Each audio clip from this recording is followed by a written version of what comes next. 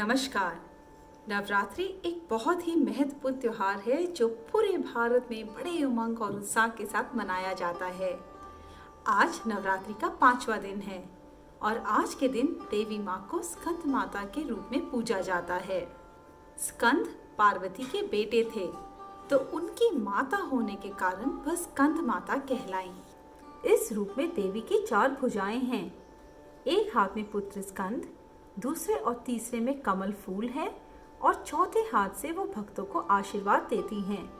माता कमल के आसन पर विराजमान रहती हैं। इसी कारण इन्हें पद्मासन देवी भी कहा जाता है। सिंह इनका वाहन है। माता का नाम स्कंद माता कैसे पड़ा? तो चलिए सुनते हैं देवी के इस रूप की कहानी। बहुत समय पहले की बात है। भगवान शिव की पहली पत्नी सती की मृत्यु हो गई थी।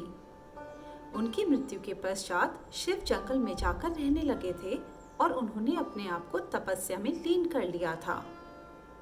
इसी बीच तारकासुर नामक एक दानव ने देवताओं को परेशान करना शुरू किया। वह दिन प्रतिदिन शक्तिशाली बनते जा रहा था और देवता इस बात से बहुत चिंतित थे। तारकासुर को ब्रह्म भगवान का वरदान था कि उसकी हत्या केवल शिव का पुत्र ही कर सकता है। तो सारे देवता सोच में पड़ गए कि क्या तारकासुर अमर हो जाएगा? उसकी हत्या कभी कोई नहीं कर पाएगा। देवताओं को पता था कि केवल सती ही शिव को उनके ध्यान से बाहर निकाल सकती है। तभी देवताओं ने सती से पुनः जन्म लेने की प्रार्थना की। इस सती ने हिमालय की बेटी के रूप में उनके घर में जन्म लिया। वह पार्वती कहलाई। पार्वती ने शिव को अपने पति के रूप में पाने के लिए 1000 वर्ष तक घोर तपस्या की, परंतु शिव अपने ध्यान में इतने लीन थे कि उन्होंने पार्वती की तरफ देखा भी नहीं। सारे देवता चिंतित थे और तब उन्होंने प्रेम के देवता कामदेव से अनुरोध किया कि वह अपनी शक्ति का उपयोग करे ताकि शिव को पार्वती से प्यार हो जाए। और कामदेव ने कुछ ऐसा ही किया।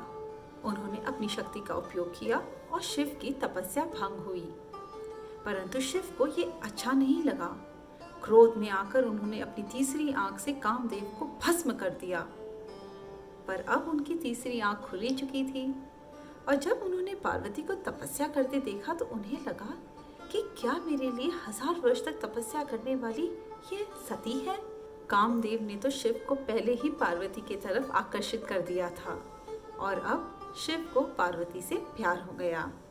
उनकी तीसरी आंख से निकली ये तीव्र चिंगारी पार्वती के लिए उनके प्रेम के साथ संयुक्त हो गई और एक बच्चे का बीज बन गई। स्वामी अग्नि को यह बीज सौंपा गया, परंतु शिव के तीसरी आंख से निकली यह चिंगारी इतनी गर्म थी कि खुद अग्नि देवता भी उसे पकड़ नहीं पा रहे थे। उन्होंने ये बीज गंगा को सौंप दिया। गंगा के लिए भी इसे पकड़े रहना संभव नहीं था, तो गंगा बहकर इस बीज को शरवन जंगल में रख आई। वहाँ इस बीज की देखरेख वहाँ पर रहने वाली 6 बहनों ने की। उनका नाम था कृतिका।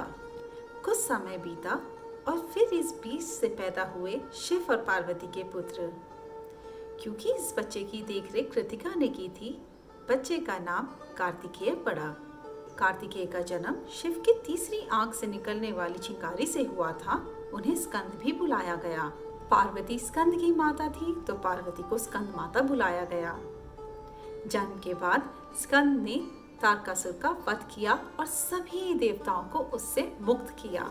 तो आज नवरात्रि के 5वें दिन हम देवी की स्कंद माता के रूप में पूजा करते हैं। माता की इस रूप की पूजा करने से भक्तों की सारी इच्छाएं पूरी होती है। तो यह थी स्कंद माता की कहानी। कल नवरात्रि का 6वां दिन है और मैं आप सबके लिए देवी के एक और रूप की कहानी लेकर आऊंगी। सुनने जरूर आइएगा। नमस्कार।